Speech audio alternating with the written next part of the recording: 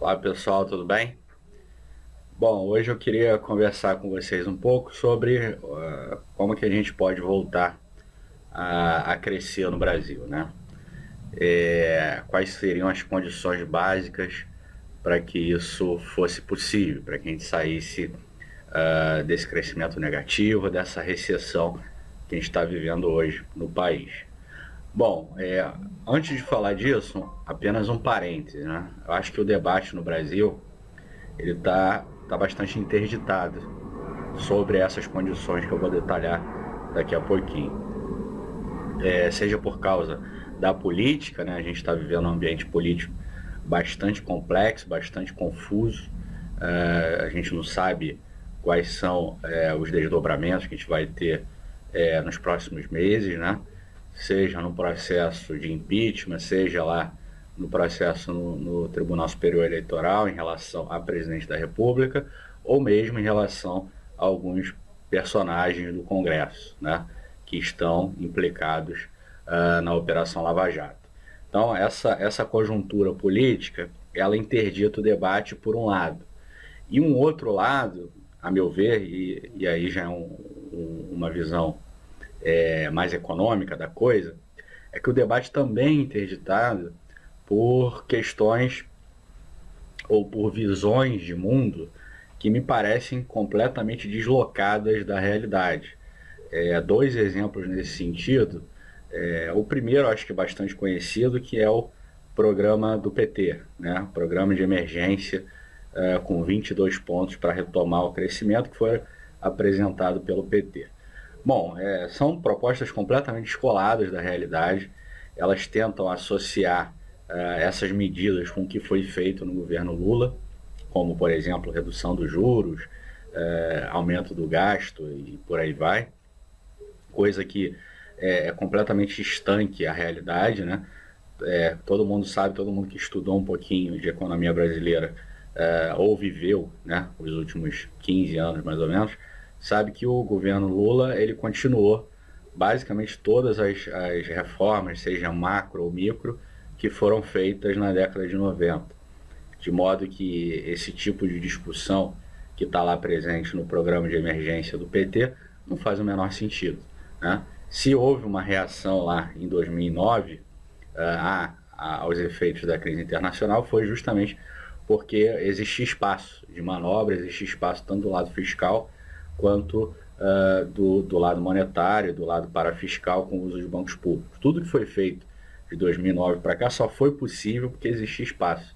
E esse espaço foi construído pela continuação do projeto lá iniciado na década de 90. Bom, um outro exemplo disso é um livro, né, organizado por alguns economistas de esquerda, chamado Austeridade para Quem?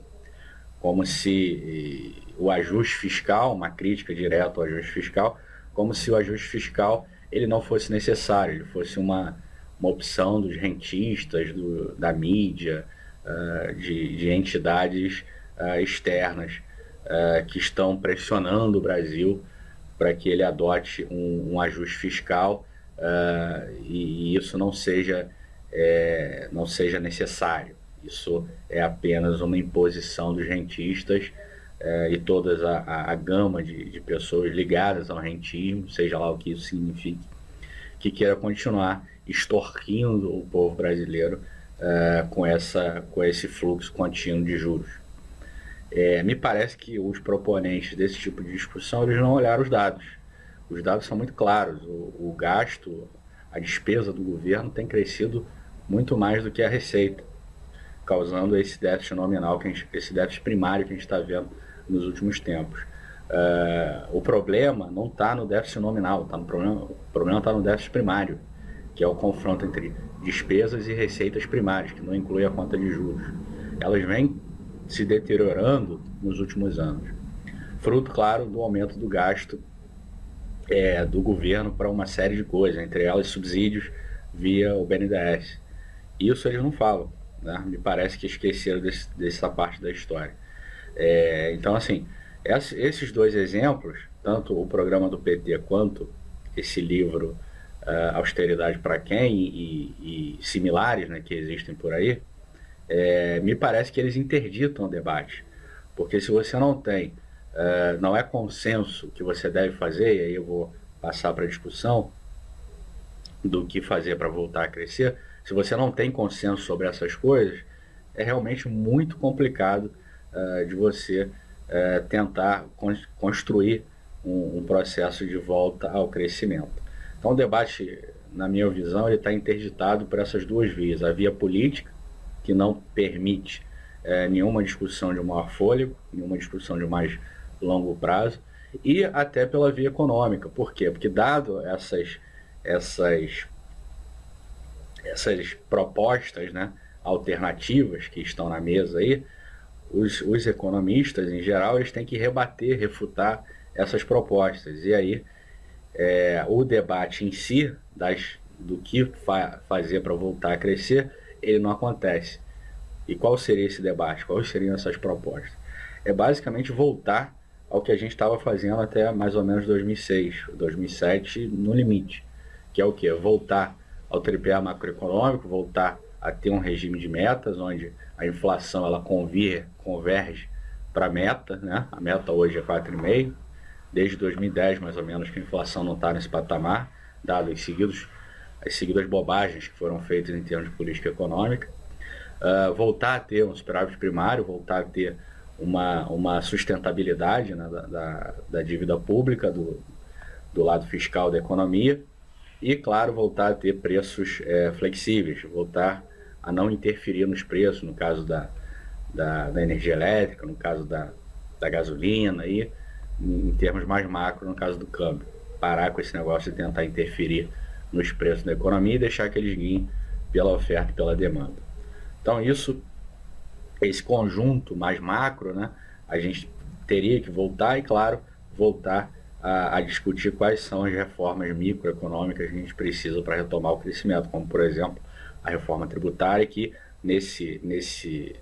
nessa conjuntura interditada, seja política, seja econômica, a gente parou de discutir qual seria a melhor forma de fazer uma reforma tributária que permita o sistema ser mais eficiente.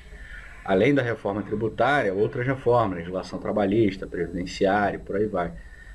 Me parece que esses dois conjuntos de coisas, macro, voltar a ter uma política macroeconômica guiada por regras e voltar a discutir reformas microeconômicas que permitam que o Brasil aumente a competitividade da sua economia, é isso que vai trazer o crescimento de volta. E não as discussões tolas que alguns grupos tentam patrocinar, como usar reservas internacionais para aumentar investimento em infraestrutura. Não faz o menor sentido esse tipo de coisa. Ou reduzir os juros à força. Isso foi tentado em 2011 e não deu certo. Será que eles não veem isso? Então, assim, a gente tem que continuar falando que isso deu errado, ao invés de tentar propor outras coisas, esses dois conjuntos básicos de coisas, que é voltar a ter uma política macroeconômica responsável e voltar a discutir reformas estruturais para a economia voltar a ser competitiva. Então, é basicamente isso que a gente precisa fazer, voltar a discutir esses dois conjuntos de coisas. E aí sim, pode ter divergência em qual a melhor forma, por exemplo, de fazer uma reforma previdenciária.